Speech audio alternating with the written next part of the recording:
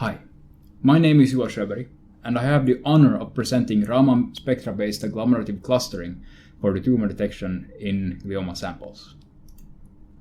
So, glioma is a kind of cancer which originates from the glial cells. The cancer is categorized according to the glial cell of origin and the aggressiveness of the cancer's spread and growth.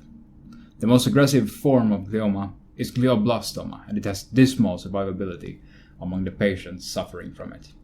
In this study, we have analyzed 59 different tumor samples using Raman spectroscopy. Raman spectroscopy have been selected due to its previous success in studies mixing it with machine learning. In the figure to the right here, you can see Raman spectra extracted from sample HF1295.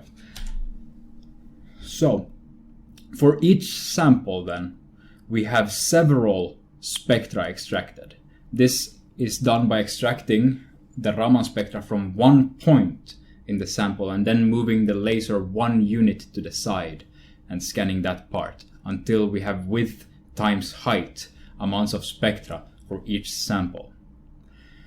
When the spectra was scanned though, there may have been blood present on the tissue, or in thin parts of the tissue there may have been some reflection of the support substrate.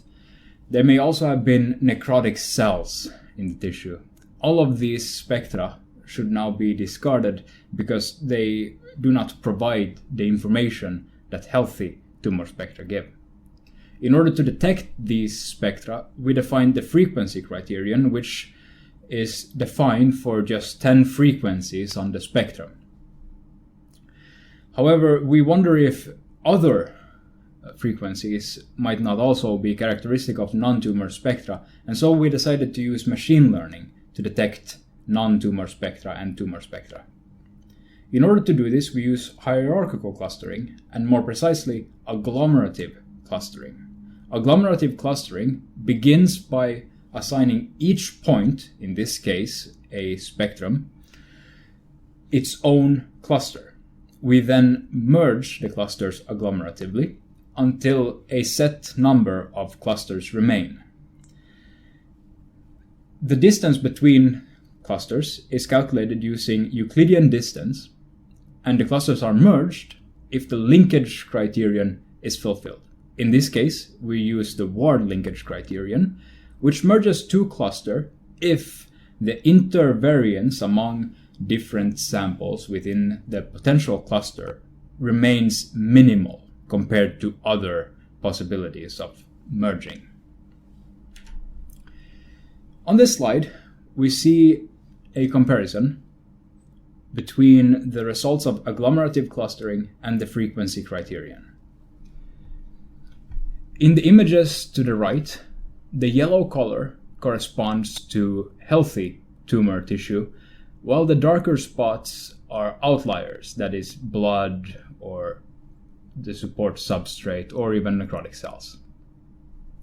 The spectral lines which correspond to these spots can be shown here in this figure, and the healthy spectral lines are seen here.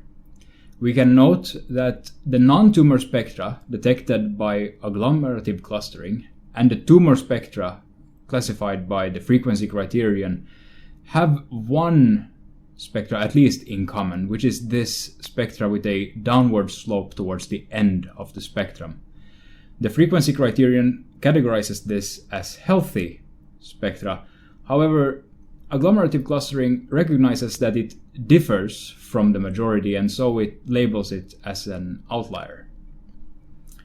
The difference is also shown, of course, in the image representations of them. The yellow colors seem to correspond quite well. However, there are some larger regions now detectable by agglomerative clustering, and we decide to discard these as well, since they differ enough from what the spectra usually show.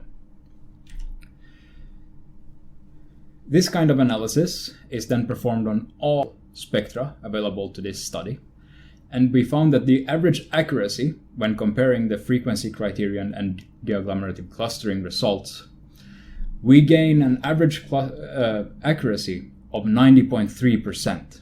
We also gain an average precision of 99.6% and an average recall of 90.2%.